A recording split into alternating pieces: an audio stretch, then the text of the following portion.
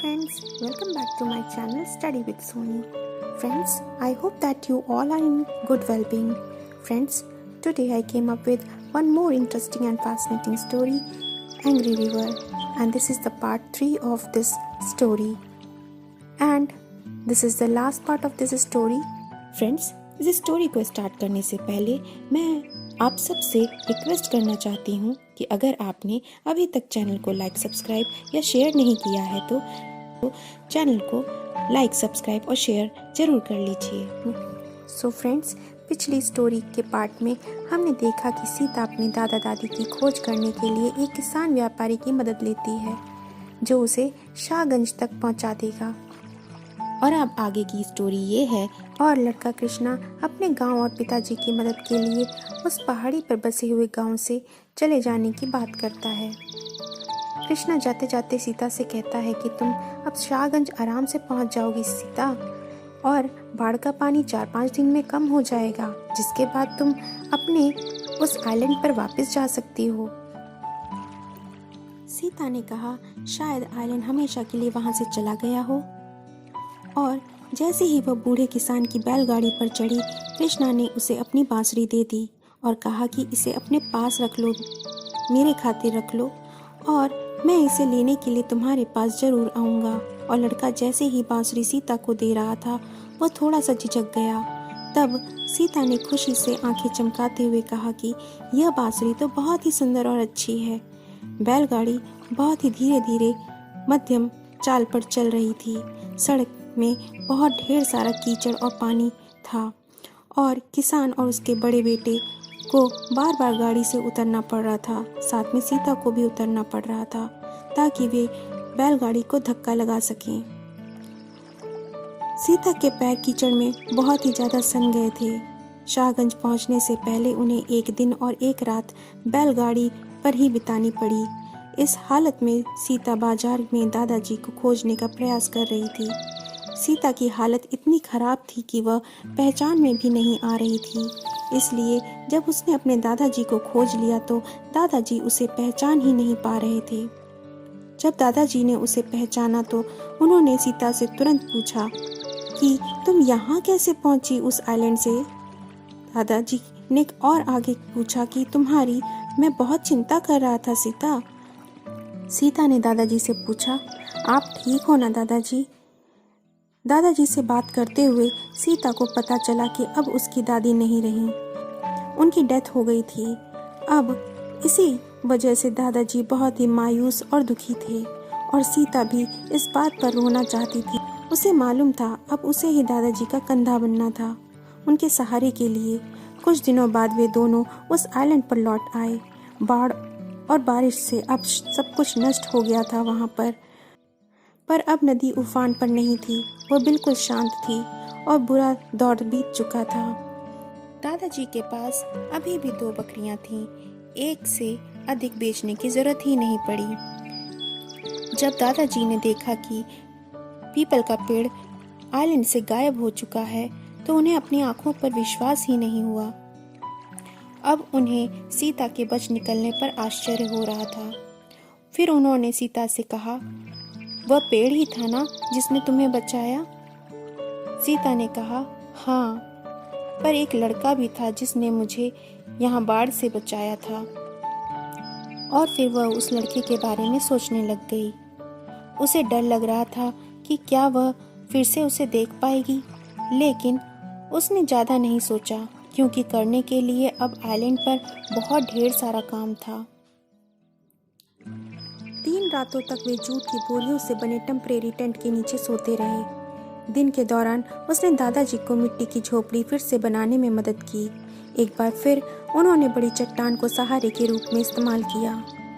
जिस बक्से को सीता ने इतनी सावधानी से पैक किया था वह उस आइलैंड से बाहर नहीं गया था, लेकिन पानी उसके अंदर घुस गया था जिसकी वजह से भोजन और कपड़े खराब हो गए थे। लेकिन दादाजी का हुक्का फिर भी बच गया था और शाम को जब उनका काम पूरा हो जाता था वे सीता द्वारा बनाए गए हल्के भोजन को खा लिया करते थे और फिर अपने हुक्के को पीना शुरू कर देते थे और सीता को बाढ़ों और तूफानों के बारे में बहुत सी जानकारियाँ दिया करते थे जो उन्होंने अपने बचपन के दिनों में अनुभव की थी। सीता ने उसी स्थान पर आम का बीज बोया जहाँ पर पीपल का पेड़ था। इसे एक बड़ा पेड़ बनने में कई साल लगेंगे, लेकिन सीता को एक दिन इसकी शाखाओं पर बैठने, पेड़ से सीधे आम तोड़ने और पूरे दिन उनका आनंद लेने की कल्पना करना बहुत ही ज़्यादा पसंद था। दादाजी सब्जियों का बगीचा बनाने और मटर, गाजर, चना और सरसों लगाने के बारे में अधिक विचार कर रहे थे। एक दिन जब अधिकांश कड़ी मेहनत हो चुकी थी और नई झोपड़ी लगभग तैयार थी, सीता ने वह बांसुरी ली जो उस लड़के ने उसे दी थी और पानी के किनारे तक चली गई और उसे बजाने की कोशिश करने लगी, लेकिन वह बांसुरी की धुन अच्छे से नहीं बजा पा रही थी और यहाँ तक कि बकरियों ने भी उसके संगीत पर कोई ध्यान नहीं दिया।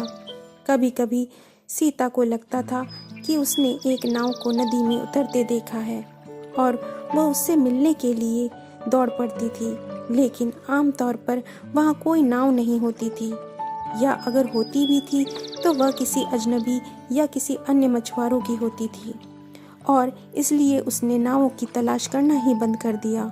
कभी कभी उसे लगता था कि उसने बांसुरी का संगीत सुना है, लेकिन वह बहुत दूर का लगता था और वह कभी नहीं बता पाती थी कि संगीत कहाँ से आ रहा है। धीरे धीरे बारिश खत्म हो गई। बाढ़ का पानी अब कम बिल्कुल हो गया था और गांव में लोग फिर से ज़मीन जोतने लगे थे और सर्दियों के महीने के लिए फसलें बोने लगे थे। वहाँ पशु मेले और कुश्ती मुकाबले होते थे। दिन गर्म और उमस से भरे हुए होते थे। नदी का पानी अब गंदा नहीं था और एक शाम दादाजी एक बड़ी महसीर मछली घर ले आए और सीता ने उससे स्वादिष्ट करी बनाई। दादाजी झोपड़ी के बाहर बैठे हुक्का पी रहे थे। सीता आइलैंड के दूसरे छोर पर चट्टानों पर कपड़े सुखाने के लिए फैला रही थी।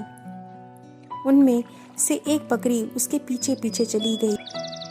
सीता और उस बकरी में बहुत ही ज़्यादा दोस्ती हो गई थी और अक्सर आइलैंड पर वह सीता का पीछा किया करती थी। सीता एक चिकनी चट्टान पर बैठ गई और जैसे ही उसने ऐसा किया, उसने अपने पैर के पास रेत में एक छोटी चमकीली वस्तु देखी। उसने झुककर उसे उठा लिया। यह एक छोटा लकड़ी का खिलौना था, एक रंगीन मोर। यह नदी पर आया होगा और आइलैंड पर किनारे पर बह गया होगा। कुछ पेंट घिस गया था, लेकिन सीता के लिए, जिसके पास कोई खिलौना नहीं थे, उसके लिए यह एक महान खोज थी। शायद यह उससे बात करेगा, जैसे ममता उससे बात करती थी। जैसे ही उसने खिलौना मोर को अपने हाथ की हथेली में रखा, उसे लगा कि उसने बांसुरी संगीत फिर से सुना है, लेकिन उसने ऊपर नहीं देखा। उसने इससे पहले सुना था और उसे यकीन था कि यह सब उसके दिमाग में है, लेकिन इस बार संगीत बहुत करीब और बहुत ही करीब लग रहा था। रेत में धीमे कदमों की आवाज़ आ रही थी और ऊपर देखते हुए उसने लड़के कृष्णा को अपने सामने खड़ा पाया। सीता ने कहा, मैंने सोचा था कि तुम कभी नहीं आओगे। लड़के ने कहा, मुझे बारिश खत्म होने का इंतज़ार करना पड़ा। अब मैं खाली हूँ, मैं बार बार आऊँगा। क्या तुमने मेरी बांसुरी रखी है अभी तक? हाँ, सीता ने कहा, लेकिन मैं इसे ठीक से बजा नहीं सकती। कृष्णा ने कहा, मैं तुम्हें इसे बजाना सिखाऊंगा। वह उसके पास बैठ गया और उसने अपने पैरों को ठंडे पानी में डाल दिया और ऐसा लग रहा था कि जैसे वह आसमान के नीले रंग को रिफ्लेक्ट कर रहा हो। उस समय आराम से नदी तल की रेत और कंकड़ देखे जा सकते थे। सीता ने कहा, कभी कभी नदी क्रोधित होती है और कभी कभी दयालु भी होती है। हम नदी का हिस्सा हैं, लड़के ने कहा। हम इसके बिना नहीं रह सकते। वह एक अच्छी नदी है, गहरी और तेज, पहाड़ों से शुरू होकर के समुद्र में जाकर के समाप्त हो जाती है। इसके किनारे सैकड़ों मील तक लाखों लोग रहते थे और सीता भी थी। उनमें से केवल एक छोटी लड़की थी और किसी ने भी उसके बारे में कभी नहीं सुना था।